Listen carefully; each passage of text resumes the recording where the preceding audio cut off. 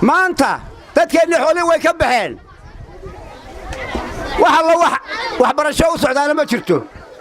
iskuulkan macadka Jamaal Cabdinaasir wuxuu qaadanayaa arday uu ka caawinayo oo dadkii miyiga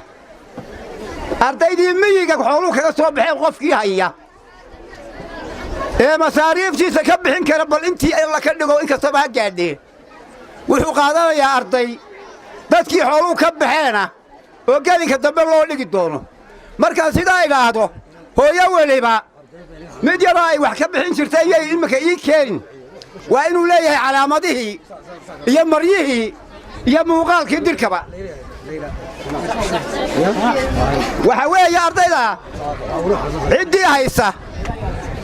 waanu diiwaan gelinaynaa waanu qoraynaa intii muddaa sanad caawinayaa 2 sano caawinayaa sekondari ba caawinayaa qadarka ilaahay baa ku maqan tacaawumadu tahay laakiin waxaan go'aansaday inaan man sanna sannatul sayyi'ah falahu wisraha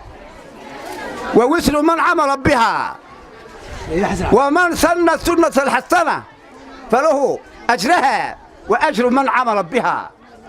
arrinta waxaan u bilaabay haddaan Jamaal Cabdinaasir maamulkiisa ahay in la igaga daydo iskuulada dalka cidda hadalkaygan maqlaysaa ee maqli doontaa inay iskuul kasta oo jiraba dadkaa laga qoro oo la caawiyo dadka baaxe mushariga